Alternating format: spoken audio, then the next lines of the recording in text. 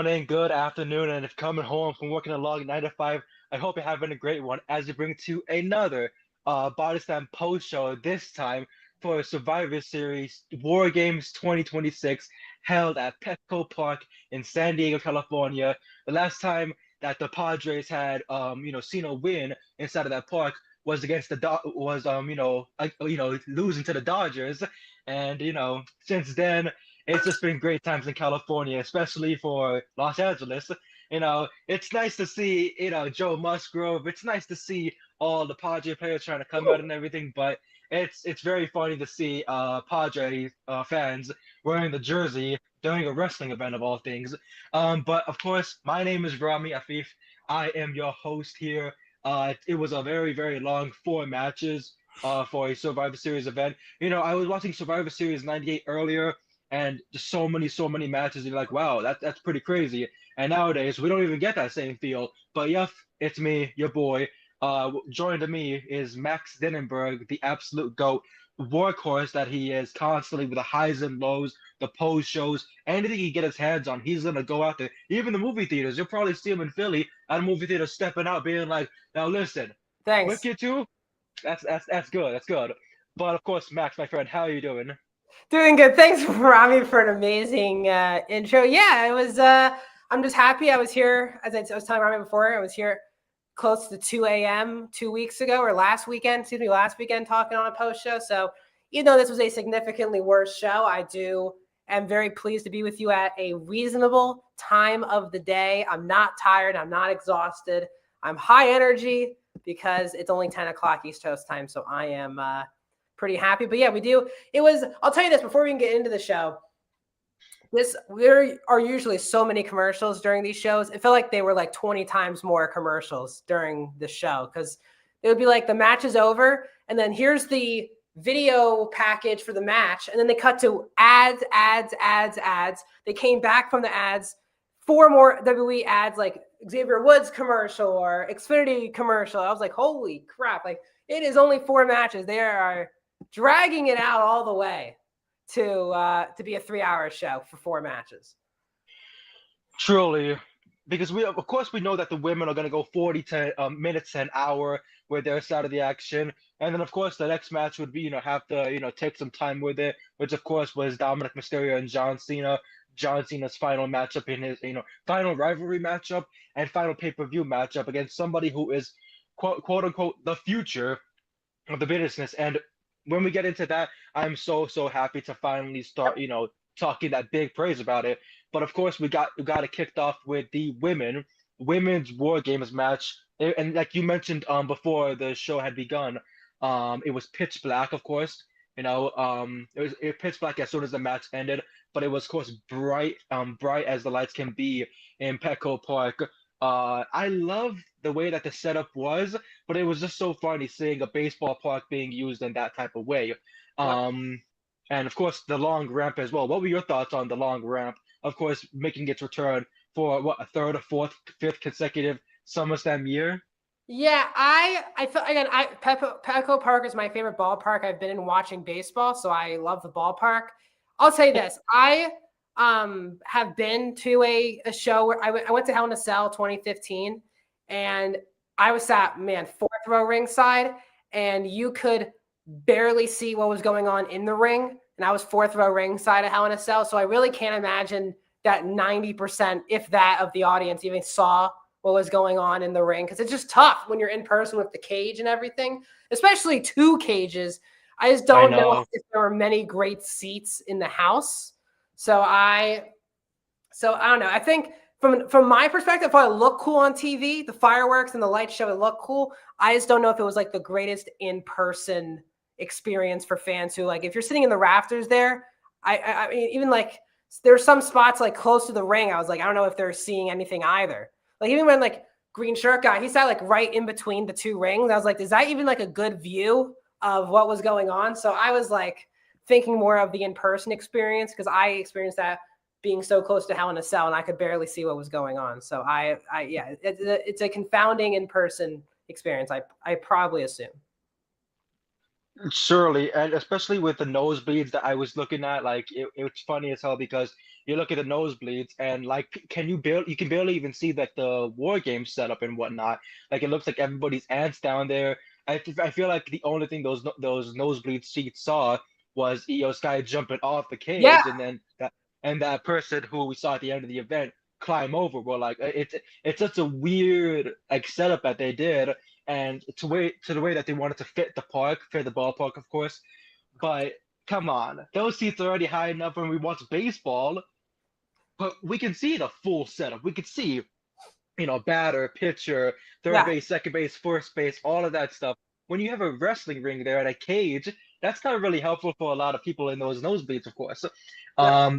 I just want to say, give a big shout out to the 500 plus people that are watching right now. Yeah. There's, of course, it's building up more and more and more. I'm very, very excited about this. Let's go. But heading into this, War Games match, the first two to kick it off was Charlotte Flair, who was very hesitant for the past couple of weeks, not wanting to team up with Rhea Ripley whatsoever because of their rivalry, stemming from, of course, WrestleMania 39 when Rhea Ripley did dethrone Charlotte Flair's champion after what do you call it? After WrestleMania 39, dethroned the Queen and it went on a whole run. Yep. Hold on a minute. The But NXT championship. of course, against Asuka, of course, having this big heated rivalry with Io Sky, with Rhea Ripley, with the rest of the women, dethroning the women's tag team champions, Alexa Bliss and Charlotte Flair. Like there was just so much that had been going on that Asuka had done, including as well Becky Lynch. I really enjoyed the pace that this match took. And usually, how last year we see the result being a couple of slip ups here and there and whatnot, the anxiety, the emotions driven and whatnot, things tend to happen. But this time around, it was just, very, very good, very perfect. I initially enjoyed the back and forth that we got from all the women and being able to show off their, incredible skills and whatnot. Um, One person I believe that really stood out the most was the final participant in all of this, Lash Legend. She has been somebody that, of course, came through NXT, her and Jakara Jackson, now Morrissey, trying to, work her way around. She feuded with Nia Jax in Yeah. NXT, and then now they're tag team partners. It's like, if you can't beat them, join them. And if you can join them, this is like the Twin Towers right here. These two women Yeah. are just so strong and so scary, but you see the incredibleness of Lash Legend, the pop-up power bomb, folded right into into that big boot that she does, the forearm, which that exploding forearm she does, like just everything that she has is incredible. One person that I want to tout out, that wasn't in the match, but another woman that has the exact same skills of her is Izzy Dame. Just recently betrayed Tatum Paxley. Izzy Dame and Lash Legend, those two are women that can tilt a world backbreaker you and forearm you so hard that it'll leave a welt in your chest. So when we see these women come up to the main roster and be able to show themselves off, whether you're someone like Julia or Stephanie Vaquer, Lash Legend, Izzy Dame, it doesn't matter what background you came from. These women are here to show out and show just how great that they are. Um, but one thing that, of course, I enjoyed the most was the callbacks that we got. Becky and Charlotte, some two that we have not seen in the ring together a lot of the times in the past Mhm. year, and of course, just the way that everything unfolded. What were your thoughts on this matchup?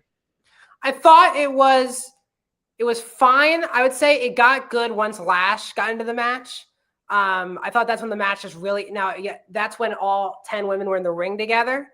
I thought Lash was the standout, easy standout of the match, especially her moves where she did the punch, the power bomb, and the big kick to Rhea was easily the most impressive part of the match. Obviously, Io always does the top of the cage. She did a swanton though. It was Swanton freshman. bomb. That I was was like so beautiful. afraid. And then Becky And Lynch had scary, like, but beautiful. and then Becky Lynch was like me reacting to that when she like stood there. It was like, really? That just happened right in front of me. Um, I thought they could have done a better both in the build and in the match, doing more with like Rhea and Charlotte tension. It was kind of just like they both were just kind of already. They had one conversation and then they were just cool during this match. I wish some of the intrigue could have been: are they still, rivals or anything like that. But yeah, they did like the miss spot with Asuka where she does it on Lash by accident. Yeah, yeah, that Yeah, was I mean, it was nice because of course you bring in the Last Legend and Nia Jax the final two. These women are tanks. They are here to break down walls, go through them the yeah, thing, and Rhino just killing anyone in their path. So when Asuka got her with the mist, I was like, oh shit, changes everything. And the fact that Becky was just finally by herself, like the one person that talked all this shit in the world finally getting what's coming to her, and it was just very beautiful to finally see that. Um, oh yeah, oh yeah. yeah, So yeah. I saw that comment just made right now and whatnot, but I don't know if I want to bring it up just yet until Yeah, maybe the say main it. event. Yeah, say it for the Yeah, main event. exactly, exactly. I So, um, just want to add on. I go on. like all the women involved in the match. I just thought until we got all 10 women in the ring, I thought it was just kind of there. It just felt like a very there wasn't any like big spots or before Lash got into the match. I just thought it was kind of just there. And AJ Lee had some fun moments. Obviously there's all Her selling was incredible that she yeah. did, definitely. Like the fact that she was putting over Lash, putting over Asuka, Oh yeah. Nia, and everything. Of course, making them all look like how they are, behemoths and just the strongest warriors. But one thing I also wanted to point out was, it's weird that we didn't get a lot of weapons from the women. This is No. Yeah. war games, and we got more weapons from the men's side, but the women's side it was like, Becky came out with a kendo stick. Io came out with a trash can lid, and Rhea came out with like the like backpack of like kendo sticks and something else like the trash can for Io. I was like, I expected some chairs, I expected some tables, I Yeah. expected like some because we always see a riptide through a table, so I was always expecting that, but Yeah. we did not get that at all. But in the end, um, the women got Becky Lynch surrounded. The man was beaten by the gals and put in the Black Widow, submitted in the center of the ring. And a lot of people were like, "Oh, is this the end of the rivalry?" We got Saturday Night Main Event to worry about. December Yeah. 13th is just 2 weeks away. Come on now, like anyone who thinks, "Oh, that's it, it's over," Becky's just gonna walk away. Becky is pissed. I cannot wait for the tweet that she comes up with. Like this She already is, did. She said she you know, didn't tap this, out. She said she didn't tap this out. this is it. I saw a fly. I love when people say that all the time. Like, I She saw a did say fly. that. Oh, a bug was in my eyes or something like that. Wait, did she say there was a Yeah, she fly? said she didn't tap out. She said she literally everyone's a liar. She did not. I'm gonna pull up the specific tweet. Let me do that really quick. Yes, please do that. But But I of saw course, that. Here we AJ go. Lee So gets the she win with said. the Black Widow. So she said Go on. she did four. She did four tweets. She said rigged first. I did not tap rigged. Then she said I did not lose. Jessica Carr can't keep getting away with this. That was a loaded trash can. I can have proof. So there you go. So A she's loaded trash can. no, she I didn't get love hit that. with it. She just watched people get hit with it. Le- Um, legit, he's dude. done a lot for since she won the Intercontinental Championship, and but yeah, I think Becky and AJ is not. I mean, to be fair to Becky, she got hit with everyone's finisher, then tapped out. So it's not like, oh my god, AJ just doing that makes this Yeah. feud over. I think they're not done with this feud.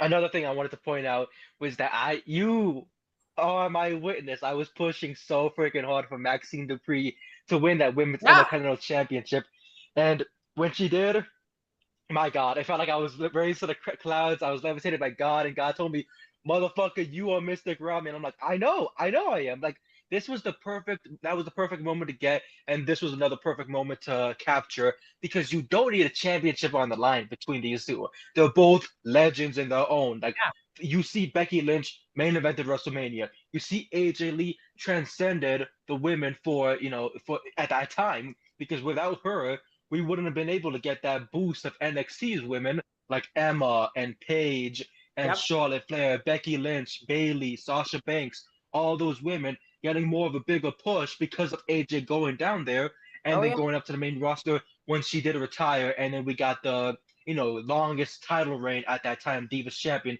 of Nikki Bella. And then that's when it built to the women's evolution. yeah, And just it's amazing that we're able to finally see AJ Lee back in the ring and she's able to put on these like amazing moments to where she's putting over her opponents.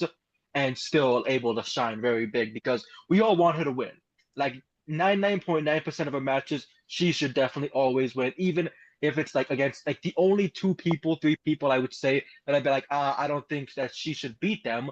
Stephanie Vaquer, Rhea Ripley, and maybe I'd say at most like Bianca Belair. You know what I mean? Because Yeah. Bianca, those three women are just, phenomenal. But I think AJ has a shot against all the other women. Maybe Io Sky, could definitely, pick up a big win over her as well, because of course that would be a phenomenal match to have. Of course, shout out to almost the 800 people watching us. Yeah, crazy. I'm very, Thanks, everyone. very, very happy about it. We all tuned in to capture these big, big moments, and that's what we got out of it.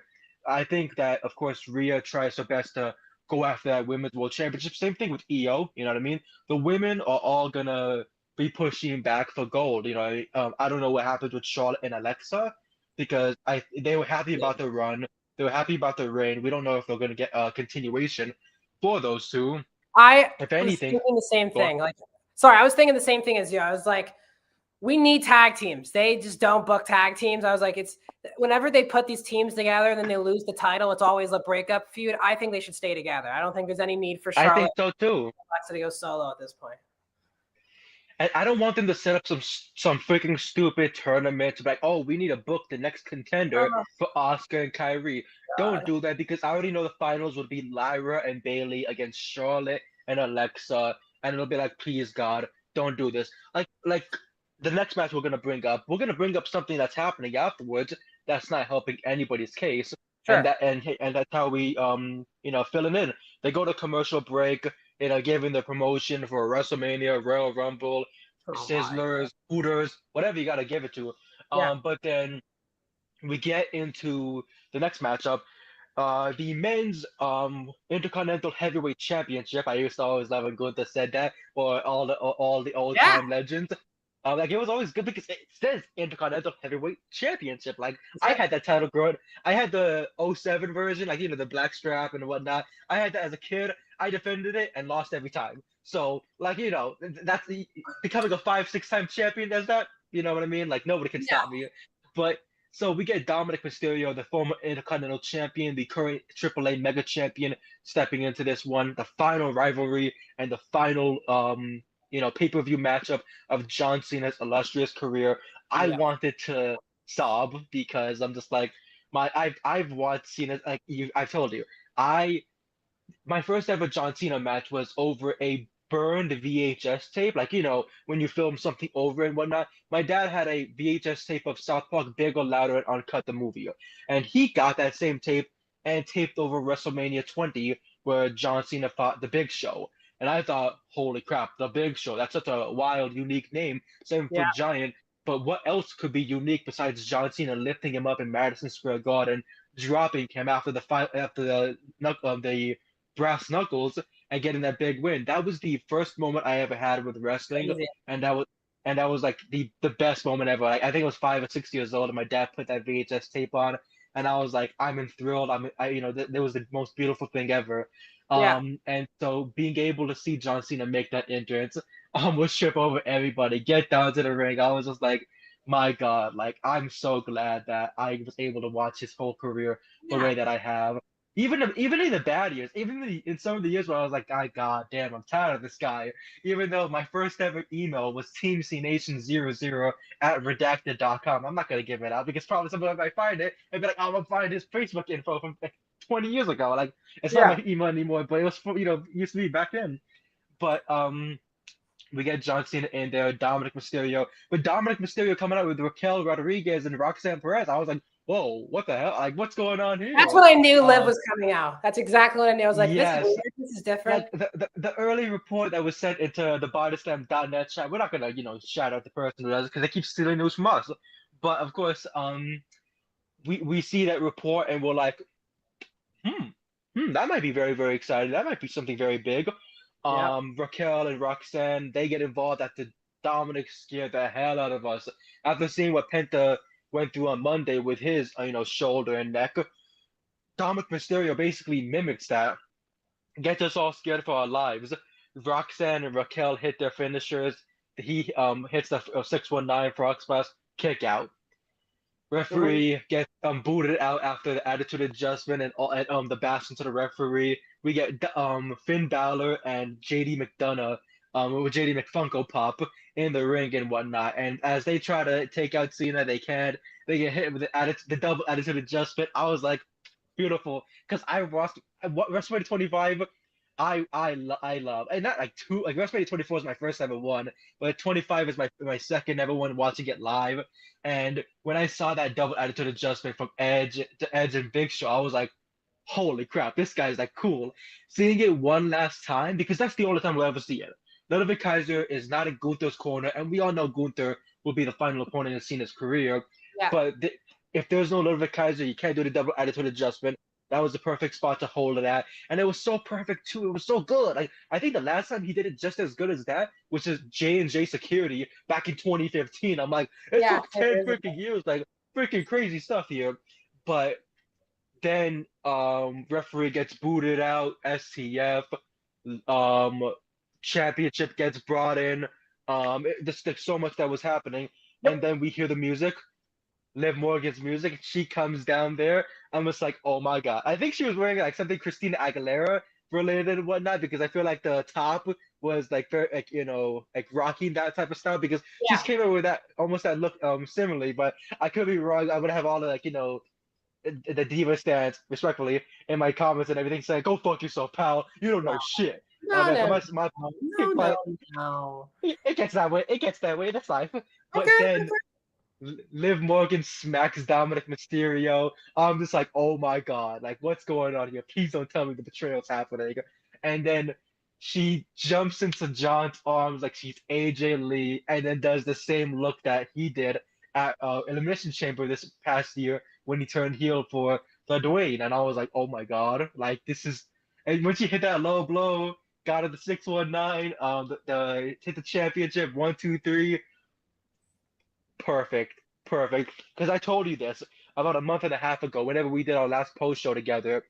Mhm. John Cena needs to fight people that are building to the future. Carmelo Hayes, Dominic Mysterio, those two, Nathan Frazier, Javon Evans, those guys that are building to the future. Axiom, you know what I mean? Yep. Oba. We we Braun. Oba Femi, Braun Breaker, Yeah. like you know what I mean? Those They types of didn't. guys. They gave it to Logan Paul of all people, and then afterwards we're like, oh, well, this is an appetizer for Brock Lesnar, and we're like, we don't want that shit. No one wants that shit, dog. And they gave it to us on a fucking platter of shit, and then it was a 5, 6, 7 minute match barely, and just to build up. Oh, he has this Paul Heyman guy back, like motherfucker. 2002 was how many years ago? Come on, like get the That's not fuck all right. I over was it. born in 2002. Let's not. Let's not. I don't want to feel old here. Don't want to feel But old. I was born in no listen. I was born in 2000. I'm a little bit I'm a little bit older, Buster Rooney. Like, but like this still, my little brother was born in 2002, I'm September just saying. 11th, I'm just. 2002. Yeah. Yeah. You know Yeah. what I mean? Yeah. September 11th, 2002, he was born, and he and I have seen it so many years already. So then Oh when yeah. we see it again, we're looking into each other saying, "Dog, please kill us. Like we're tired of it. At this point, just run me over it and just stop with this whole shenanigan of Brock and Paul, Brock and Roman, because it's just not too much. It's just too much already." But John then moves on, beats Dominic Mysterio for the Intercontinental Championship when he says, "I am invincible," which, oh my God, that was like, okay. I was a little bit salty in the moment because I was like, really, Dominic had to lose it. But to make Dominic lose the championship in Boston and elevate him to where he says, "This is my home turf. I'm gonna beat you for the championship. I'm gonna reclaim what I never fucking lost." Yeah. And then goes out there and does that. Cinema. Like Yeah. Carmelo Hayes should have had a moment like that. You know what I mean? Braun Breaker should have had a moment like that. For the last couple of months, he should have had these big moments that we were like, my Yeah. God, you're really building up the future. Because now that Dominic Mysterio is once again the Intercontinental Heavyweight Champion, and he is once again the double champion, Yeah. I ask myself this. Do we really need a finals in the last time is now tournament between Gunther and Jey Uso? Oh, you know what's gonna happen, Rami. You know it's going to happen. Yeah, it's Can't gonna wait. happen. Oh yeah, on Friday. Of course. Fucking kill Of course. me. Like the fact that we got this at WrestleMania and we said, okay, they gave it to him. I guess good, you know what I mean? Like whatever. I mean, like at that point, I was like, He whatever. tapped You got out. your moment. You got your moment. Good for you, I guess. You know what I mean? Like Olivia Rodrigo would say. But like Yeah. after a couple of months, Gunther gets back the championship. We're like, okay, what's gonna build into it? Goldberg, Goldberg of all people. Then CM Punk beats him for the title because he has a nose injury. You take Yeah. him out for a couple of months. You bring him back on TV. He destroys Javon Evans. He um he beat Carmelo Hayes, Two and really good then matches. Two great matches. Great two really matches. good matches for two guys that should have been in line to beat John Cena at some point this year, or even have a match. They didn't even have to beat John Cena. It's about getting that moment with a star like him, and then being able to bring it up in a promo later. I stepped toe to toe in his final year with John Cena, and I put him to the test. So you didn't get to do that, to say that to Solo Sikoa, or to say that to any of the stars on SmackDown or Raw for either guy. Now that Dominic Mysterio has done this, Dominic Mysterio is a top freaking dog now. This has elevated him by so freaking much. You just reclaimed back the championship against John Cena in his final year, in his final pay-per-view appearance, in his final rivalry. So that right there should be a big push. I'm not saying win the Royal Rumble now. There's no freaking way, not whatsoever. But I guarantee you, heading into WrestleMania this year, Dominic Mysterio will finally break apart from the Judgment Day, and it will be him against Finn Balor, WrestleMania, and it should finally be the match that ends it all because you can't have. Because look at Liv Morgan, she's back. I If Liv starts having these tics where she hugs Finn and you see that look in her eyes, then you gotta think. You know what I mean? I'll say this. I'll say that I'm still picking her. I think Liv's winning the Royal Rumble this year. I do. She's my pick for right now. Yeah, Liv But wins it. Yeah. I'm very nervous that they're gonna take the easy way out and have Bianca win the Rumble. She does not need to win the Rumble to fight Jade at WrestleMania. But Yeah, that one bit. I think they're gonna Her in have a chamber match. Her in a chamber will be tough. yeah. But I think Didn't she win last year or this past year? Didn't she win the chamber this past year? She did. Yeah. Yeah, she pinned Liv. So I think that Liv win the Rumble would be phenomenal. I am nervous about that because I think I have been waiting for Liv to have a big WrestleMania match, just an important WrestleMania match. Now, I think this match is important, but it's not like a top of the card match. I feel like they're going to go with Dom and Liv versus Finn and Roxanne at WrestleMania because I think that is what they're going to do. Now, this feud is only going to end with a mixed tag match. It's not going to end with Liv versus Roxanne. Which it would have happened at SummerSlam if there was no injury, Yeah. And again, that had happened. They're going to slow build this because it is the end of November. Yes, there's Saturday night's main event, but I don't think after Saturday night's main event, there's another big show until Rumble, which is the end of January. So I think they could start doing a thing where Roxanne eliminates Liv from the Rumble, and that starts something. Because if they told me like a month ago, I would say Liv would win the Rumble. But after the way it was handled tonight, where Roxanne's still helping out, but then Liv got involved, I was like, because Liv got rightfully so a very big pop, and Dom was definitely getting cheered. Yeah, I just think it's time to go full baby face with Dom and Liv at this point, and I don't, do the Judgment Day thing, but without Dom and Liv. I think Roxanne's really worked. I don't think Bianca needs to win the Rumble. I think Liv deserves a world title match at WrestleMania. But I just think they're going to do with the mixed tag at WrestleMania. And so that's what I think. But again, I think the return was good. Yeah. I thought the return was good. Liv looked like $1 million, sold everything like $1 million. I thought the in ring was what it was. It's a regular, it's the hit the moves and do the regular moves and do the kick out, the shocking kick out after 1 AA makes you laugh every time when everyone thinks that he's won the match with 1 AA. But the pin count was pretty freaking fast. Like it was so fast. I was like, wow! Like he's got to keep. I'll tell you what, I did buy a ticket on the botch because it looked completely botched. Like I was like, yeah, because It I was scared. looked worse than Penta's injury on Monday because I I was know. And the way that he legit was talking to them and holding his arm, I yeah. was like, oh my But God, the like, moment they brought over fuck. the 2 medics, I knew it was fake. That's when I was like, this is not because if it was real, they would do this, and Exactly. they Immediately, did once you not. get to X, you know, brother. Like And let's they say did not.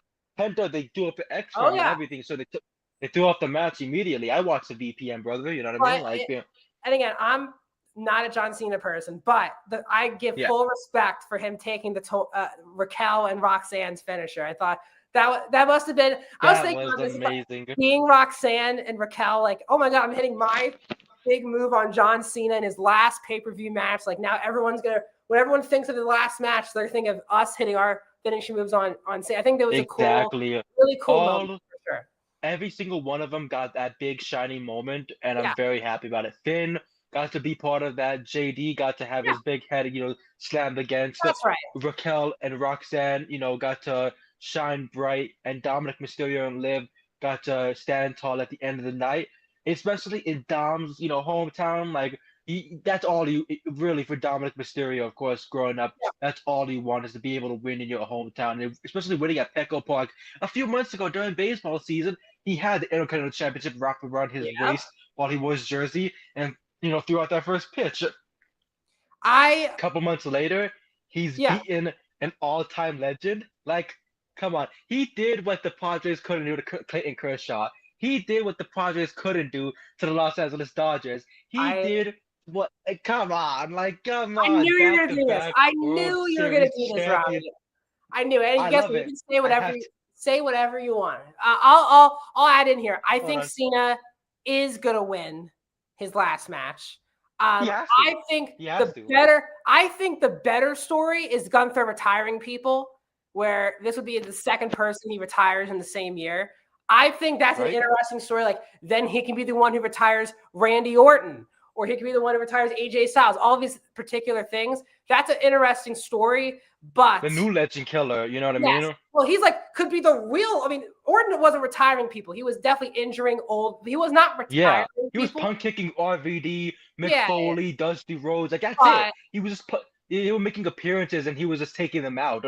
These guys are active competitors. yes, but not to be, and I'm not going to be political at all. I just think with it being in DC and it's going to be an American hero against a European heel, I just feel like they're not going to win a career in that with him losing. So I will tell you this: the more interesting story for the company moving forward is if Gunther is retiring people. But I don't think, for a particular reason, I'll just say that Cena is going to win the match, and it'll be a whole, oh my God, what an American hero John Cena is at the end of the show. That's what I think they're We going have caught and compromised Gunther. Like, That's right. okay. No, but you yeah. did mention that I could do a whole little celebration with the Dodgers thing. So I brought my hat. You know what I Oh mean? my, here it beautiful, is. this whole beautiful hat thing, and like, Yeah. but yeah, that's what I can do because the Dodgers won the World Series again. Shohei Ohtani won MVP again.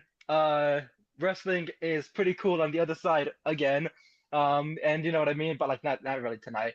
All due respect to the good old professional wrestling or professional sports Yeah. entertainment, but you get some things that you like and you get some things that you don't. But that's the thing with going forward. We have Gunther against Jey Uso. Who the fuck is asking for this shit? You know what I mean? Like, come on now. But like, hold on a minute. What is this one? Did I show that? Hold on. I agree. Mick Funko head, Mick Funko Pop. He All has right, the biggest. The JD leave has this a guy Philly alone. head. Let's leave this JD guy has alone. like Come the on. second you hit the back of their head, it starts like Oh bobbling and my. everything. Like, I'll tell you what, he has like, been hold on. the most under the radar pro wrestler in WWE in 2025. He's had bangers every time he's in the ring. And he just had a match with Ilya. Him and Finn are a really good tag team. Like, all right, he has a big head, and guess what? He uses it in matches. Oh, come on. And bobble. I mean, come on, man. That is ridiculous. Let's leave JD alone, for God's sake. Like JD, one of the best sellers in pro wrestling.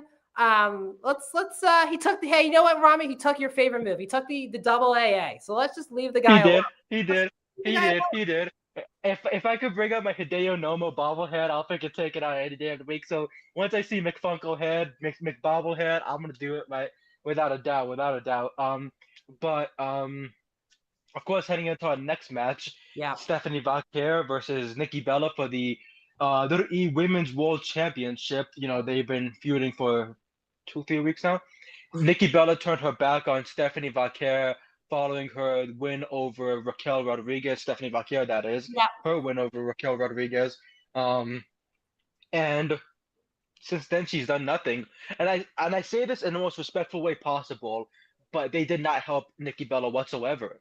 Like she turned heel, and they were like, "Okay, we're gonna make you come out every week for Just promos," 1 week. and that's Just 1 week. sorry, Came out on 1 week MSG. of 1 week of promo. You're gonna attack her, make it look awkward, and we're just gonna move on from it. Because this Like Monday, really, this Monday was just a like Stephanie video package. Nikki wasn't on the show on Monday.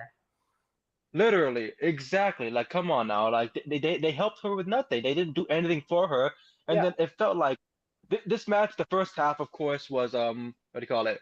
But that bobblehead is crazy, and that bobblehead is JD McFunko Pop. Come But on. like, anyways, Low sorry, blow. I'm here but for you, JD, if you need anything. I'm here. But no, like the first half was Nikki Bella, all her and everything, you know, forearms, the freaking boots, the knees, countering stuff, you know, using some dirty tactics outside. She even did pull out a Bella Buster on the outside. Once I saw that, I was like, Primo! But like, you know what I mean? But like, after that, Stephanie Vaquer started getting her, you know, licks in and whatnot. She did her, you know, move that when she drives her opponent's head into the Yeah. freaking, I don't know what it's called, like the Devil's Kiss? Yep. Yep. The Devil, yeah, Devil's Kiss. God bless me. You're But good. like she did that on the apron, sorry, on the announce table, which I was like, oh shit, that was freaking nuts. And then she did it in the ring, like a freaking like a final execution shot. And then she hit that almost spiral tap looking finisher. AJ Styles says it's not a spiral tap. It looks like a spiral tap, but of course, Sure. she hits it 1, 2, 3, retains the championship. And I just think that was like the best way to close out that chapter, but it also doesn't help out anybody because Nikki had back-to-back losses to Roxanne Perez. Nikki lost to Asuka. Nikki She was on a lost 4-match to losing streak before this match. 4-match losing like streak. like she's literally lost to every single person. The only win that she got, no, she didn't even win whenever like, that tag team match of her and Stephanie against Judgment Day because Roxanne pinned her again. Roxanne. Roxanne Yeah. pinned her again. And then Roxanne has to be relegated to, you know, this, you know, opportunity, whatever, which is cool, John Cena, whatever. But it's the fact that she should have had, you know, the championship shot right there. It's confounding too, Rami, because they have Roxanne. Hello. It's confounding too because they have Roxanne come on Raw on Monday and be like, why am I not in the title match? I pinned Nikki Bella twice. Raquel's like, oh, we won that tag match. Why am I getting it? Like, if they know they're running the other characters to act logical, but then we're booking I gotta be honest, a stupid idea for where Nikki just like the fact that you can just beat someone up and get a title match for me is just the laziest booking you can do. Like it's simple. Win a match, win 2 matches, get a title shot. It's just you got to make wins and losses matter. And for Nikki, they have not done that. Now, to be fair to her, or not to be fair to her, I guess. In my opinion, I hate to be harsh. I don't want to be this harsh. The in-ring has not been great. We're being harsh. I'm being harsh. The in-ring has not been there for me since she's been back. And I don't, you know, she's had a lot of injuries, especially neck-related issues. But I haven't been like wowed. I think she just needs a lot more reps. But she's like, the problem is she's popping kind of in and out like once a month, sometimes twice a month. And because there's no more live events, if she's really like back, I would just have her wrestling every week type of thing, just to getting more reps, because I just think it would help. And it's weird. It's a 4-match show, and they still found a way to, and I hate to be again harsh, but it felt like a filler match. And it's a 4-match show. I think I like shows that are like 4 to 6 matches. I think it's a good amount of matches. I just think when you have that little amount of matches, they shouldn't be filler. You know, they all should feel very important. And the crowd was totally dead for this whole match. And they weren't really brought into the match by anything in the ring either. So Stephanie's title reign has been frustrating, not because of her, but they're just kind of lost. They have no idea what to do with Stephanie because Rhea and Io can't be in the title picture because Stephanie's supposed to be this very over top baby face. Becky and AJ not in the title picture, right? You have Maxine not as the IC champion. Plus, you just had Stephanie beat Raquel and Roxanne individually over the last 2 months, right? So it's just, you don't really know where to go from next for Stephanie. Like, I got both women's divisions are like out of nowhere, like thin. Like the title pictures, like Jade is like beating up Chelsea Green on SmackDown and feuding with like B-Fab. And now we have Stephanie Vaquer and Nikki Bella. Like, we need good title feuds moving forward. Both divisions need a lot of change, and both champions need more stuff to work with, I think, as well. They really, really do. Like, I know that Bianca Belair should be coming back around sometime soon. Maybe even like, I maybe I don't know. I don't think it should be Rumble time at all. I think I don't really know just yet. I think that she could come back and they could set up like a Saturday Night Main Event return. Like, Sure. you know, Jade, like, because Lord knows they're gonna probably set up Nishan and B-Fab against Jade at Saturday Night Main Event and be like, oh, it's a triple threat match. Oh, she could lose the title. And then Yeah. Jade decimates both women. And then, you know, they move on to like, you know, Bianca Belair and whatnot, which would be cool. Like, those two face each other at the Rumble. Bianca still enters the Rumble trying to get her shot at winning it, you know, comes up short and whatnot over Liv Morgan, especially. I think that would be cool if she gets a last minute by Liv, setting up that whole, like, last year you beat me to head the main event of WrestleMania. Yeah. This year I beat you to head. It's because that's how, you know, good stories can be. You get a story from SummerSlam or Survivor Series or Chamber, and we're like, oh, why did that have to happen? And then a year later, we get the other way around where it still helps out everybody and makes people look strong, people look good. But I really don't know what else they can really do for the women. Really, I don't know, because you want to see the very, very best, but it feels like the very best that we know aren't getting the, you know, the recognition, the push that they deserve. Like, look at Julia, the women's United States champion, and then she loses it, and then they don't really know what to do with her whatsoever. They're like, oh, you know, like, just move with the Raw then. Well, you know what I mean? Put Nikki on SmackDown. Let her, you know, beat up Mishin and B-Fab and all the women that, you know, are just used as like enhancement, and then put, you know, Julia on Raw and let her go through all the women and start, you know, dominating, decimating. But knowing Triple H and knowing how WWE works, they like to put all the people of the same ethnicities together. So they probably put Julia with Asuka and Kyrie and be like, oh, this is the new damage control. It's even more damaging. Okay, whatever. I don't What's that disagree. supposed to mean? It's confounding again because obviously 6 years ago, Vince really didn't know how to book and use foreign talent because he was nervous promo wise. But then it really changed with Io over the last 2 years, where she's just not speaking any English in any of these promos, and she's still getting very over. They're using cool video package to set, you know, with the captions, but they are totally lost with Julia and Stephanie promo work because they're just nervous. They don't do good enough English. I think they're both, especially Stephanie's perfectly fine English. I just don't understand why they're so lost with these two. Again, like, I don't think Jade's the greatest thing ever, but these two title pictures are so lost right now. You can say, well, they just had to use 10 women, you know, for War Games, but that's just not a good enough excuse to not have title pictures more interesting on both brands right now. It's rough for the women. Get that. It really is. But heading into the men's War Games match, well, first off, we got the attendance. They were showing off all the stars and whatnot. Danielle Fishel was there, you know, Topanga from Boy Meets World. And what made me pop so much was seeing her wear the Vader shirt, because I've seen that Boy Meets World episode with Vader in it a billion times. Like, I loved watching it growing up. So, Saved by the Bell and Boy Meets World. I'm not from the 90s, but MTV would show those shows on reruns in the morning before I go to school, and I would watch them and be like, man, that's pretty damn cool. So seeing Vader, of course, on her T-shirt, the late great, very, very happy to see that. And then they moved into the War Games match, which, you know, we got CM Punk stepping out. I'm wearing his shirt. I thought, you know, might as well. The only person's like shirt that was in the match that I really got. Like, I don't got a Cody shirt because most of them look MAGA, and I mean that respectfully. But everybody respectfully, because I don't respect MAGA, but it just looks too American. Like it's just too much. Um, hold on. First time Welcome, here, Matthew. that guy in the suit, who was he? If we're talking about the mystery person, We'll we'll get talk to about that in a moment.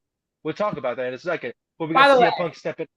well over 1,000 people right now. Like, holy crap. Thank you, everyone who's watching. And if you're new, Yeah, follow us everywhere because we do these shows every single night. So it means a lot that over 1,200 and nearly 1,200 people are watching us.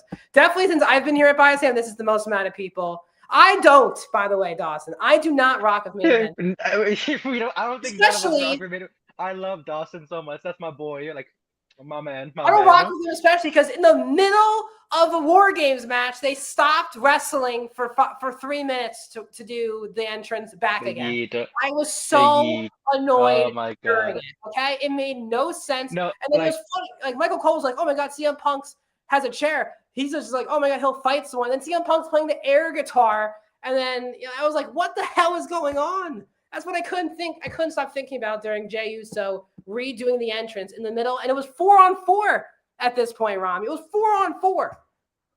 Oh my god. No, but I want to say this. Like, okay, CM Punk came out. He was wearing the jacket. I fuck with it so much because Halloween 3, you know what I mean? The season of the witch. I was like, that's pretty sick. I'm not gonna lie.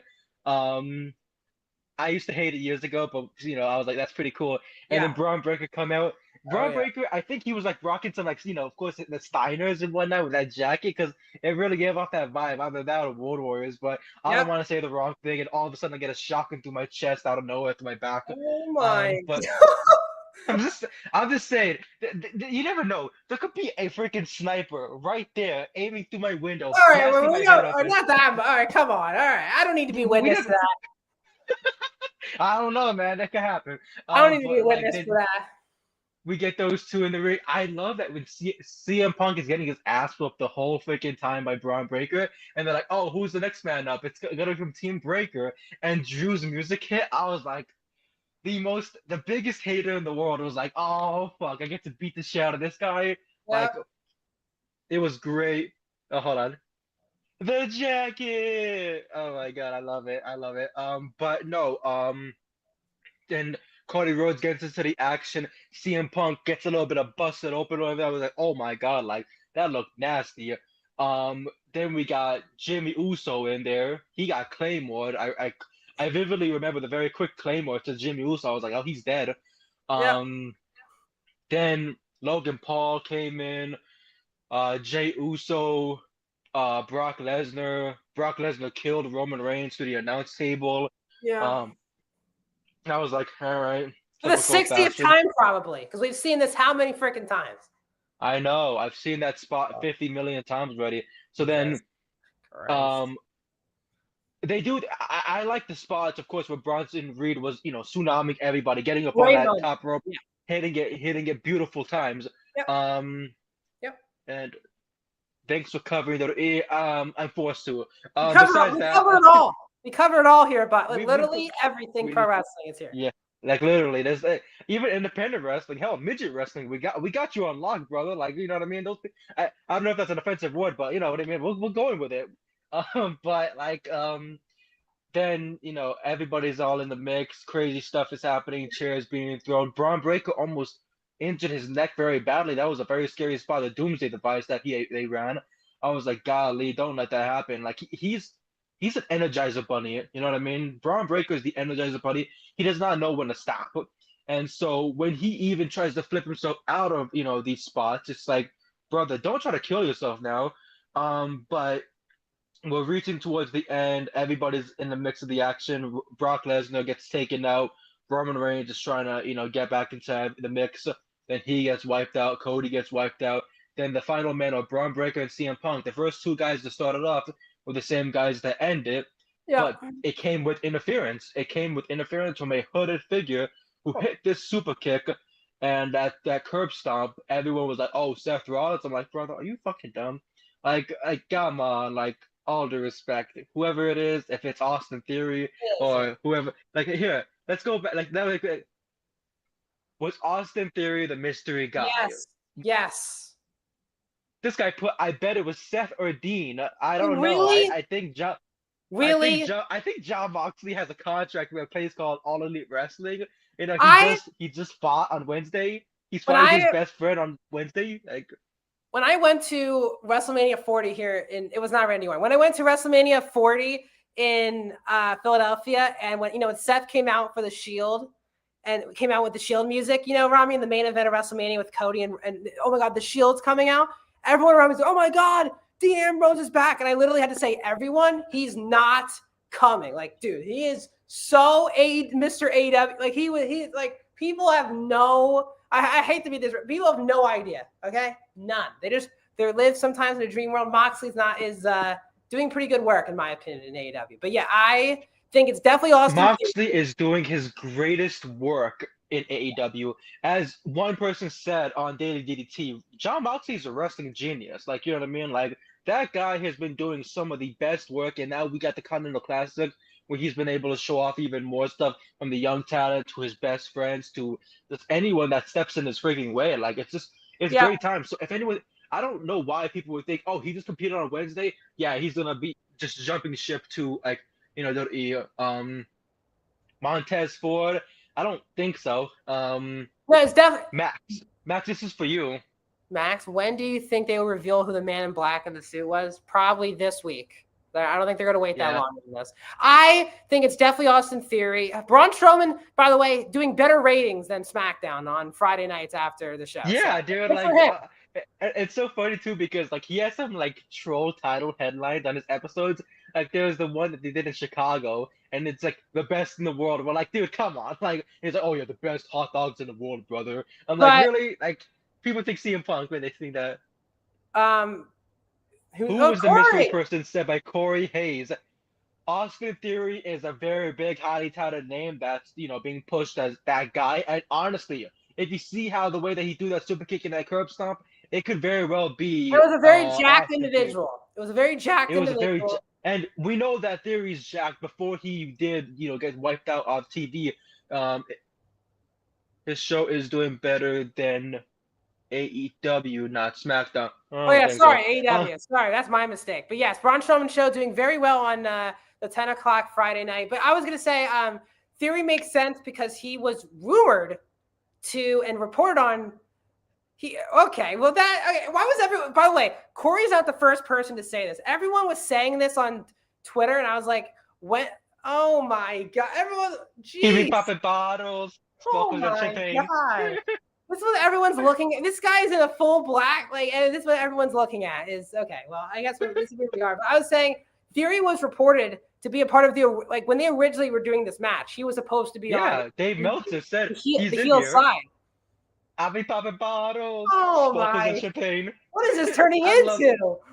I love that video so fucking bad. Like I legit, when he comes back, WWE needs to get the licensing for that song and just give it to Theory. Just let him come out with bottles of champagne and everything. Like let it happen. Like why are we stopping greatness?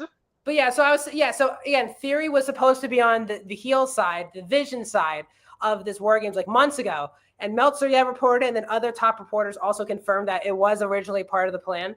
So it's obviously not Seth. He literally just had surgery. So yeah, dude, come on now. But yeah, I think it's definitely Theory. But it's Theory. But where is the interesting through line? It's Theory, but what is the actual story?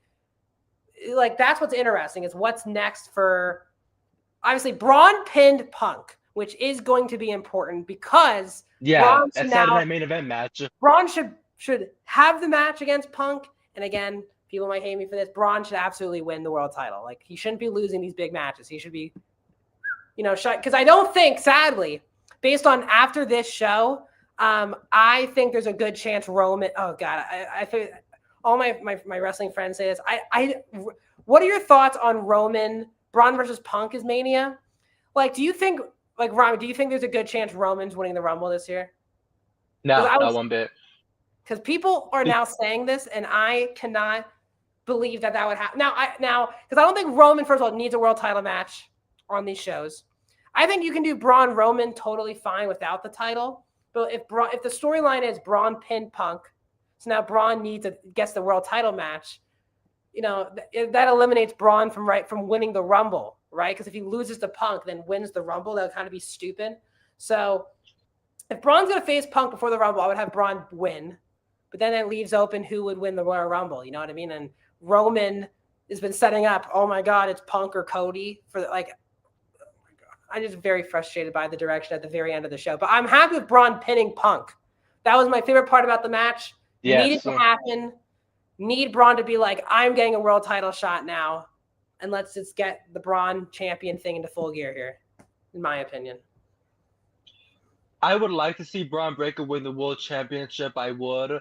I just feel like with the way that WWE handles things and the way that they plan stuff, it always fucks people's plans over. Really Like does. they said, like Dave Meltzer reported that it could have been Austin Theory in this matchup. Yep. Braun starting with Punk was intentional too. Yeah, because it felt like the Iron Man match. You know what I mean? Like a Bret Hart and Shawn Michaels Survivor Series, like Iron Man type of match. You start as the first two guys, you end as the last two guys, and whatnot. So I very much like that whole idea of whatnot because Punk's the big vet. Punk's the guy. So if Seth Rollins isn't there for the next couple of months, which they were trying to say that the idea was that Roman Reigns main events night 2 of WrestleMania versus Seth Rollins. Why? Like, I'm sorry, but I don't need that match. Like, if it didn't happen this past year, WWE fucked up a lot. Yeah. And I'm gonna say this all out loud because CM Punk should have fought Gunther. Cody Rhodes should have fought, Cena in the most normal match ever. You didn't need the heel run if you were gonna run the heel run the way that you did. Jey Uso, I don't really, mind what he could have done, really. You could have just put it back with Jimmy Uso. What I mean, Jimbo and Big J. And then with Gunther and Punk, Cena and Cody, Roman and Seth, like, those matches all did fit. And you could have had Seth Rollins, have the whole Paul Heyman betrayal in the Roman match. Because CM Punk, right when the betrayal happened, look at Monday Night Raw the following time. He didn't care at all. Like, he came involved. He got attacked by Braun Breaker and whatnot, and then they moved on to Saturday main event. And then afterwards, he was like, I'm tired of this. I want to move on. Let me fight Gunther. He beats Gunther for the world championship. Let's bring back Seth Rollins into this feud. Nobody cared. Nobody cared. You know why people cared? AJ Lee came back. You know why people cared? AJ Lee versus Becky Lynch happened. That's the reason why people were like, hey, I can finally tune in for this because we already seen Seth and CM Punk so many times that we were like, why do we have to see a 15 millionth time when we got the Netflix match? We got the Royal Rumble, we got the Chamber, we got the WrestleMania match, we got the Fatal 4-Way match. Like, there's so many different matchups that they had. And Mitch Marner makes a goal. And there's so many different matchups that they had that, they could have easily just said, we're done, we're settled with a feud, move on from it. They didn't. I agree. I agree. I think for me, WWE's in a spot where a lot of their top talent are 40 and above age-wise. And especially in this match, it was all built on old rivalries that we've seen a billion times. Like Roman and Cody, don't need to see that again. Roman and Brock, don't need to see that again, right? I think Cody and Punk, is a huge match for WrestleMania. Like, that feels like a match we haven't seen. That feels like a big match. Like, which I want to say this. Roman showed some signs of very animosity. This question's for you. He showed some signs of animosity, but Cody did as well. Cody was very frustrated. Do you think this plans more of seeds for Cody Rhodes turn heel when shit hits the fan even harder? Because losing that matchup was crucial. And here's the thing. Drew McIntyre had that contract. I know that contract wasn't just a sign for the match during the War Games match. He was already part of that. That right there guaranteed him WWE Championship match. Guaranteed. He's got one more shot at the WWE Championship to fight Cody Rhodes for it. And this should be the spot. This should be the opportunity where Cody finally drops the title. I want Punk to go heel. If there's a choice between Cody and Punk, I am very tired of the good guy, happy-go-lucky CM Punk. He was happy-go-lucky in AEW for his whole run, and he's been happy-go-lucky basically for 4 years now. He's been a happy-go-lucky guy. I am ready because Punk's been not going super deep with the promos because he's a baby face. He doesn't want to, bury quote-unquote people in this promo because he's supposed to be the baby face. I am done with that. I want heel, arrogant, Punk. I don't think Cody's turning heel. I think people are going to keep wishing that. I just don't think it's going to happen. I'm just very nervous with the ending of the show because the show ends with Roman telling Cody, "I'm never tagging with you again." I first of all do not want Roman Cody 3. Really do not at this year's Mania. Do not. And I don't want. And I think Roman and Punk is a better option than that. And I think Cody and Punk is a better option than both of those. I just think I'm very nervous because Roman is not in the title picture. He's very much heavily hinting that he's in between who he wants to wrestle, for the world title. The Royal Rumble is in Saudi Arabia. Roman will get a huge reaction if he wins the Royal Rumble. I still think Sami Zayn should win the Royal Rumble, but the more the days go by, the less that seems. I am very nervous with the booking. I couldn't be more nervous. It's amazing. Like 2 years ago, we all had faith in the company and the booking heading into like that leading to WrestleMania 40. I think everyone had, first time ever in my life, people had unanimous faith. Now we're at a point where people are like, including me, have no idea what's going to happen in a nervous way, not in an exciting way. Like we have like, are they really going to do like Roman? Because Roman and Brock was heavily featured on this, on this show together wrestling. And they did that match, God, 3 or 4 WrestleManias, 2 or 3 Summers, like a billion times. I know, so many times they fought each other. Like it's like a cyanide pill that you want to keep taking. You know what I mean? And you're not dying. I just think give me a break here. I just think for 2026, they need to make new stars in the main event level. They are so stale at the top right now, both brands, main event wise.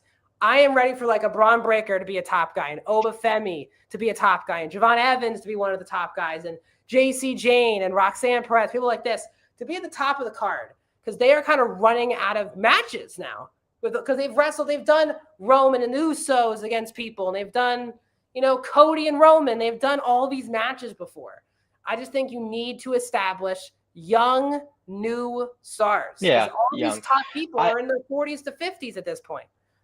Speaking of another top star that's reaching that 40s and 50s, not 40s, I would say, Ethan Page. Such a great talent. Ethan Page is so phenomenal. Yeah. But it's the fact that he's wrestling in a high school gym, it feels, you know what I mean? Like with all these like youngsters. Like I'm not even saying that in like throwing shade to bingo halls or independent wrestling companies or none of that stuff. No, but it's more so like the atmosphere for NXT is very we're the youngsters, we're the next up and everything. And then the world champion is Ricky Saints, who's almost close to 40. And then you have like Ethan and then you have Ethan Page, who's the North American champion. It's like, where's the future? Like Javon Evans, Leon Slater, Miles Bourne, and Dion Lennox and somebody else, they're in the Iron Survivor Challenge. Yeah. But Javon Evans needs to win it. Javon Evans needs to beat Ricky Saints, and you need to move on with this stuff. You need to get those guys up to the main roster. But one person said one of the greatest comments I thought was like, actually, I agree with this. Ethan Page could very well be the JBL of SmackDown. Him and Chelsea Green with the cabinet would be so amazing, and it would honestly be a fantastic push and pull that you can get, because whether you make him the United States champion over Ilya, like a guy meeting Ilya is so intense. He's so but Ethan Page is so strong and versatile, and he'll find a way to cheat and get himself the upper hand. Like, look at the transformation he's had from body-wise and work ethic.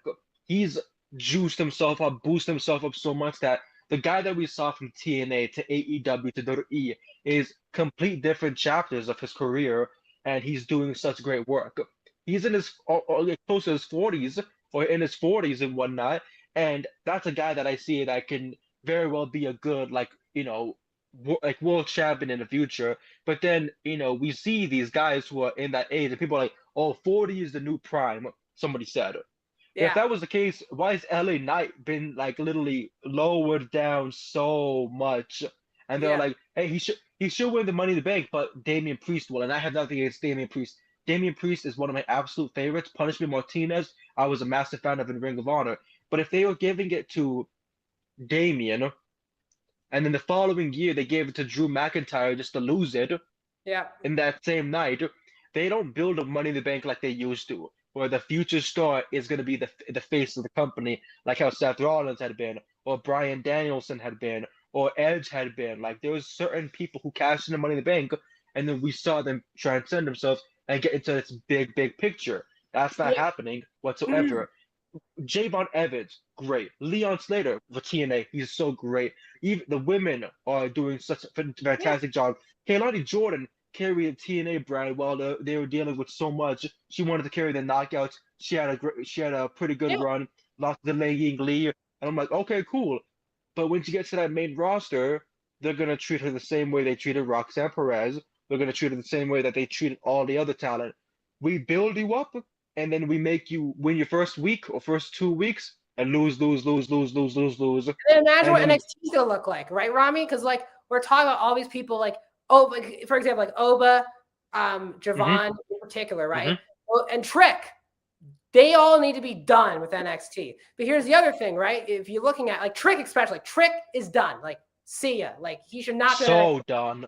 I just So think done. you also have to look at it like this, right? Because this is the tough part business-wise. NXT is on the CW, which is the biggest network cable-wise they are on. Yeah, it They is. can't- KTLA 5 here in California, yeah. They just can't, because it would completely deplete their men's main event scene.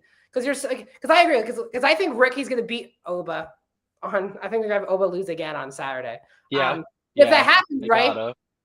Oba's done. Trick's done. If hopefully Javon wins the Iron Survivor and beats, let's just say Ricky Saints is probably going to get called up.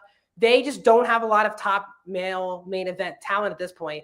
That's the other thing they're trying to balance here is like, should we call everyone up at the same time? How do we balance it? It's a problem. But again, like you watch Javon against Gunther on Raw, guys main roster ready at this point.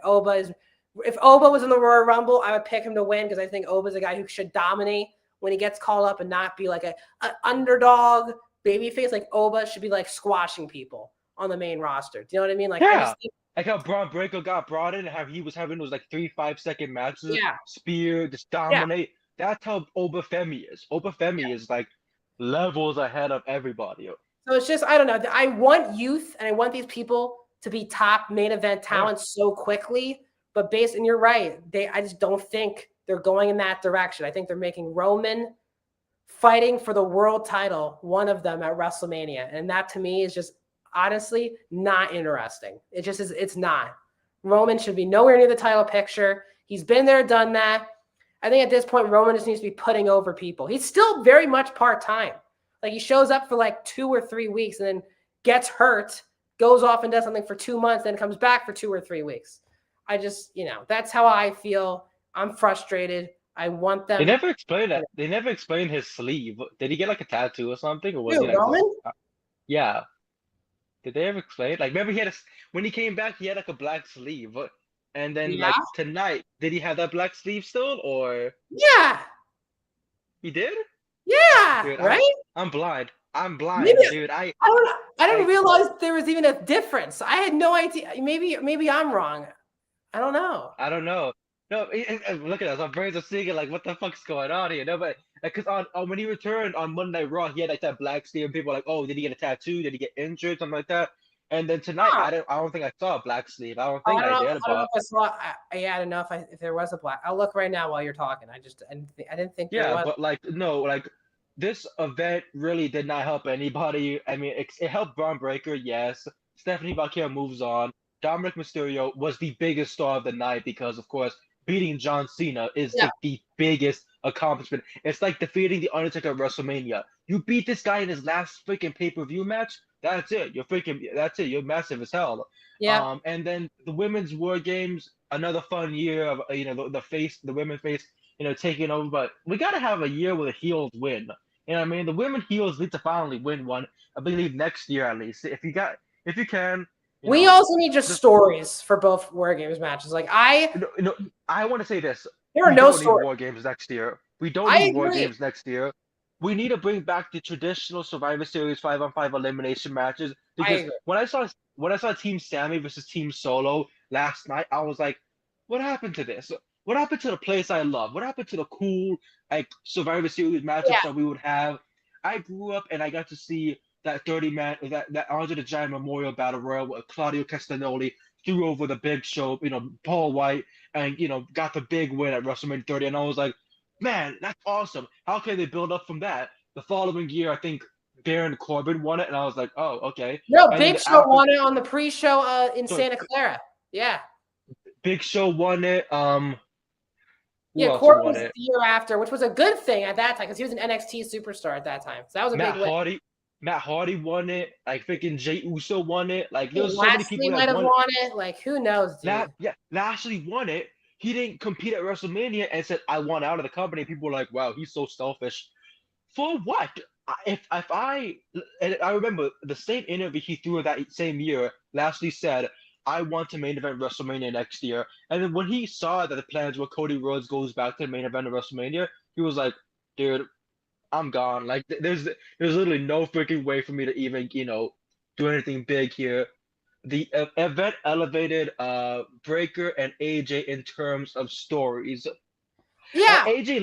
AJ Lee wise, yeah, of course her and what Becky we're talking about. Like I believe that that story definitely elevates. We Yeah, get yeah. ourselves like we need a actual no holds barred between those two women. Like you know what I mean? Like let them go all out, let them go crazy. But Braun Breaker, massive star, pitting CM Punk in the main event, especially after like I have a plaque right there of CM Punk when he made his return. I'm wearing a CM Punk shirt, the best in the world shirt, the Summer of Punk. Last year, CM Punk and Roman Reigns, defeated the OG.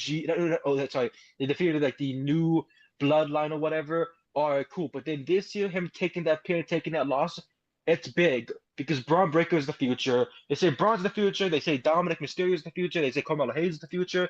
Those guys are future main eventers of WrestleMania. And if CM Punk believes and trusts in them, and same thing with John Cena, then Yep. of course, they see the future and they want the very best. But it's people who are running creative that are just not helping us out in the end when we want a memorable event. Like, they're not going to listen to me ever, but we need to start bringing matches on the pre-show. There needs to be one or two Just matches on the one or two. pre-show that allows people to at least have a spotlight on there. And then you have a pay-per-view with 5 or 6 matches, and that's nice. That's enjoyable. Like I tolerate AEW, even though they go very deep. I'm in California, so I don't deal with East Coast time, so I have to everybody in the East Coast and everything. But anyways, I enjoy the 12 matches, 13 matches that we have, the 4 matches on the pre-show, and then like the 8, 9 matches that we have on the main card. And we're like, man, that was amazing. That was great. But we feel satisfied that where every story got a proper, way of writing it in of, okay, that's the next, page. This is the next chapter for them. But then when we find other E products and we get a Sami Zayn feud with Solo Sikoa for months ending on a SmackDown, Jeez. or the tag team titles, the women's title, any mid-card championship defended on the Monday or SmackDown Go Home show, that's not cool, dude. Get these people on the pay-per-view. You know what I mean? Like Survivor Series 98, you know what was one of the matches? Steven Regal with his I'm a Real Man gimmick against X-Pac. Pretty damn good match. But, nowadays they'd be like, I don't think those guys deserve TV time. Why the fuck not? Saturday main event will be a fun show to end 2025, Corey Hopefully. says. Hopefully, I man. I hope. Um, but who knows? I But and I just saw your tweet, Corey. I agree. Like, I don't think we need war games. I think the show, if they're gonna do war games, a story needs to call to do it. And I agree. Like AEW, I thought In Ring had 2 way better, technically, war games matches. Like the Blood and Guts, women and men, I thought was a lot better than tonight. But even AEW didn't have many great stories in those matches going in. those blood and the only story that I liked for Blood and Guts was the women's side because the women have been pushing so hard that Yeah, Sky Blue, Tekla, and Julia Hart are these unstoppable women that will yeah, go to the lengths of being extreme. And then when you get them in the, Blood and Guts, we're like, hell yeah, that elevates it. And the ending, the storyline of that was like, okay, cool, builds it up because now Tony and Mina are like heading towards almost the finals for the women's yeah. tag team championship, the inaugural tournament and whatnot. With this War Games match with the women's side, it felt just like a fun little get together, and then like the recreating the spots from last year or from the past couple of years. Like we don't need that. You know what I mean? We I agree. if we sorry, go on, but like we just need a proper way to end the feuds without having to be like, okay, next year we're doing it again. Like next year War Game, next year Survivor Series. They Yeah, really need to I get agree. back to Again, the, the has to call for original feel. the feud has the story slash the feud has to call for the match, not the day of the year calls for the match. Like, oh my God, it's November, so we have to get together 10 people for War Games. That is just late. Like, if we're gonna do War Games again next year, we got to have momentum, making like this feud has to end in War Games. There just wasn't a lot of heat in these two matches at all, and it just led to, again, I think the show had its moments at points. I think I agree with you. I think Dom and Liv, that element of the show was easily the most memorable thing on the show. Yeah, the Other than highest point. yeah, other than that, like last 5 minutes of the Dom Cena match, I don't think there's going to be a lot that people are going to like remember. Like Io jumping off the cage with the swanton, that's a memorable moment. But I think in general, it turned out to be, especially for a big 5 pay-per-view for them, just underwhelming, I thought. I can agree with that. But Saturday main event should be a lot of fun when we do head into CM Punk and Braun Breaker. Could be a big pivotal match there. Hopefully, Drew yeah. McIntyre, Cody Rhodes could be a good match there. John Cena's last match, which will more than likely be against Gunther after he defeats Jey Uso for the millionth time. And Yeah. Yeah. But the women's tag team championships, I don't think they're going to be on the line. We're going to get a bunch of NXT matches, I believe so. NXT against the main roster. I'm very excited for that because there's like a lot of matchups that I would like to see, transcend in there and whatnot. Because who knows what could happen? Maybe Dominic Mysterio does a little open challenge and whatnot for kind of a title, and we get an NXT star like answering it and whatnot. I think Sure. that'd be pretty cool. Like I don't think Javon Evans should answer it because then I feel like that's kind of pushing him down. Like oh you challenge for it, you don't get the championship, go back to NXT and go for the world title. Like um really it's just a weird clusterfuck that we have to deal with, and then we have to like piece things together. Like for AEW, at least I know the classic will be ending with Okada and Takeshita more than likely, but with the last time is now tournament, Yeah. it's ending with his shirt says Yeetin ain't easy. What the fuck does that mean? No, I was thinking this. I've been thinking that for like 3 months now when he wears that shirt. I'm like, Dude, what is going on? Really? and I'm so glad that you brought up before we do call it a night. I'm so Yes. glad that you brought up that every time that there's a match, he decides, This was the stupidest. This was the apex of pure stupidity. It was 4-on-4, and we're stopping for this 3. He literally did the song for 3 minutes, and then Brock's music hit. It was yeah, insanely stupid. yeah, they Oh legit my killed three God. minutes to be able to. They killed the 3 minutes that they had of wrestling to be able to do Yeeton, and then to bring up Brock Lesnar just to have that spot and everything. I was They just like, almost messed please up the God, rules because they were building up the whole. Brock, Brock left yeah, the ring, and then they had to change it, be like, oh my God, the match didn't technically start yet, so it's okay that they're out of the ring. But then Michael Cole like slipped because when Brock was on the steps, Michael Cole's like, what is Brock doing? I was thinking the same thing because they said if you leave the ring, it's a forfeit. And then they left the ring because technically the match didn't start until they were all in the cage. And Corey, you are right. I'm just saying from like a logic perspective of the actual like the fake, whatever you want to call it, the storylines are it just for me it pulls me out of reality is what it is for sure.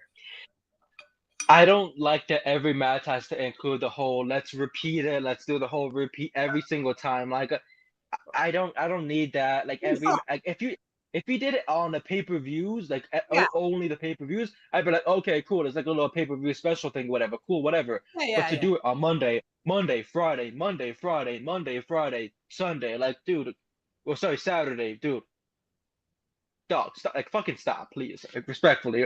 But Yep. of course, that was Survivor Series. That was an event that we all tuned in for. I mainly tuned in so I could get a little bit of a good laugh against the San Diego Padres and Petco Park Yeah. because I know Dodger fan. But of course, I was very happy to see the women's show out the way that they did. Dominic Mysterio shine bright. Um, Stephanie Valkyria get past a legend like Nikki Bella, and to move on to a new feud, just a whole new feud, get them out of there and whatnot. Like Roxanne Perez, Io Sky, and Rhea Ripley are right there for Stephanie Valkyria, and we should definitely get those matchups going. Yep. And then the men's War Games match ending with Braun Breaker and CM Punk getting pinned. Um, Yep. and then the mystery person, which might be Austin Theory. We'll see all what happens on Monday Night Raw. But of course, this is Saturday night. It's Survivor Series. It is 8:40 p.m. here in California. It is 11:40 p.m. over there in Philadelphia. Like my goodness. Oh yeah. Tomorrow morning we have a bunch of good football games. We also have in Doha, Qatar, Formula One, the final race of the year, was one of the final races of the year for Oscar Piastri, Lando Norris, and Max Verstappen. A good little shout out sports plug. Thank you so much to everybody that tuned in. Truly, we had almost 1,500 people in here. I Crazy. was I was hoping for that number, and I'm very, very glad that we got it. We had 700 on the BodySlam Twitter, 300 on another Twitter, 376 on my Twitter, and on the other pages we had a whole bunch of viewers. Very, very happy to see. Very, very grateful and very glad, of course, being able to talk with Max about War Games because, of course, he asked me yesterday, and Twitter's been just a big clusterfuck. This whole chat thing that's been updated has been messy. It takes 2 minutes for my phone to load, and I have a brand new phone, and I feel like I have one of those router phones and whatnot. I'm like about to explode. Um, like what freaking Linkin Park said, I'm about to break. You know what I mean? I feel that way. So, Yeah. but other than that, thank you so much to everybody that tuned in to Yeah. hear us yap and vent and to give our thoughts on the future of how WWE should be. We have another comment before. Let's see. Roman Reigns, legend, greatest of all time. I don't think so, pal. Blocked. But anyways, I didn't do that. I didn't do that. But thank you so much to everybody who tuned in. If you want to follow me on my socials, I am at Who Else But Rami. Who Else But Rami? You know the goat. You can find me on Twitter. You can find me on Instagram, Blue Sky, anywhere that you find socials on, and you see this pretty face. You can be able to, hit me with that follow, and I don't really know, sell me some cookies or whatever. Max, where can they find you at? You can find me at Max Dittenberg on Instagram, at Dittenberg Max on X. As pertains to BodySlam, it's going to be post-show city now for a while. It was like 3 weeks off. I was like, there's no pay-per-views on. But now we have, I'm probably going to be here Friday night for Final Battle, Ring of Honor. And then Saturday is. If you need someone to also step in there for like a third man, I would be more than happy. Nigel McGuinness versus Lee Moriarty in that Iron Man match.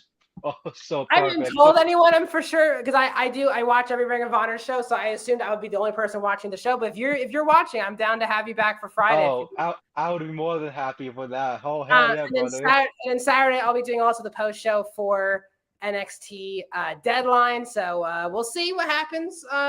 Who wins down Survivor, and then Rami and I'm sure will be back because it'll be John Cena's final match on December 13th for Saturday night's main event.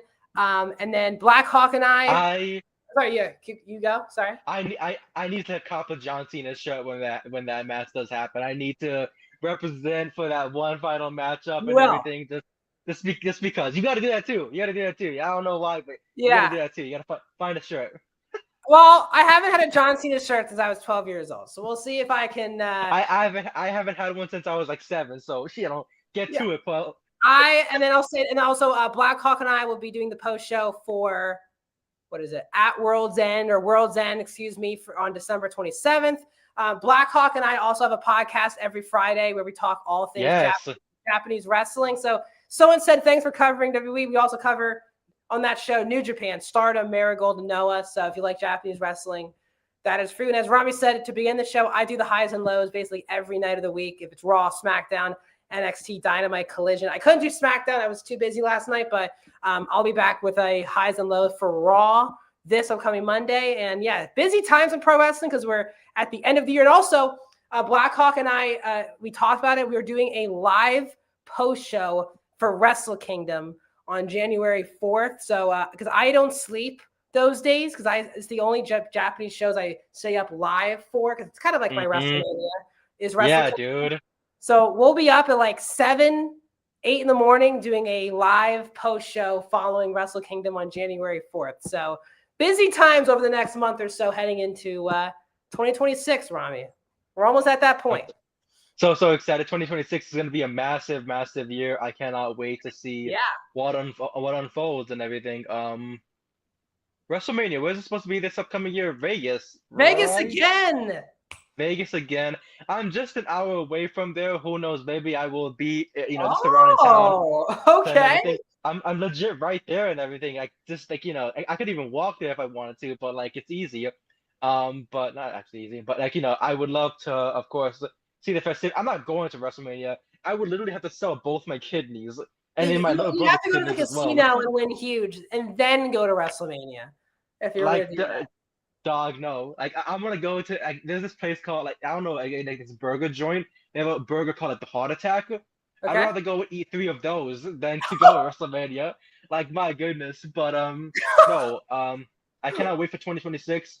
It'll be a massive year. I cannot wait for all the big things that should come our way. December is going to be a very big month. We have to end off with a big boom. John Cena is going to be calling it a quit. And I just cannot wait to see how it goes. So, Last December 15. I'm sorry to cut you off. you're good. I dealt with a bad cold. What else we got? Where Oh, sorry. I dealt with a very bad cold after I interviewed Eric Demia, who's now with the EID program, and Vinny Pacifico. Big shout out to him. Great. I gotten sick for over a week and a half. I missed Christmas because I was just bedridden sick, and then after I was done with Christmas, I got laryngitis. So that's how I ended my 2024 heading into 2025. I do not want to do that again. I don't want to be bedridden for over 2 weeks, not knowing what the hell I'm gonna eat, if I'm gonna be able to talk. So I'm very glad that this year's ending off in the way that it should. Yeah. And I'm very happy to be doing these post shows with you, and just being able to talk about what we all love, which is professional wrestling. And to And everybody that tuned in, go on. My apologies. sorry, I was gonna say I'm my yapping too much. last thing I'll say is that based on the comment we got earlier, if you are new here to BodySlam, please follow us wherever you can, all social media platforms and on YouTube, because we post videos every single day. I also want to pull this up before we also go. Also, please subscribe to our Patreon. Corey, who you saw in the chat earlier, he breaks the best and most important pro wrestling news, and you can get it at the fingertips of your phone on an email right to you. So please subscribe to our Patreon. It's really going to help everyone here at BodySlam turn this into a full-time job. We'd love that. It would really mean the world to all of us who works at BodySlam. So if you could subscribe to our Patreon, it's very affordable. It would mean a lot to all of us. So if you're new to BodySlam, welcome. We do these shows every week. Rami and I do usually just the WWE post shows.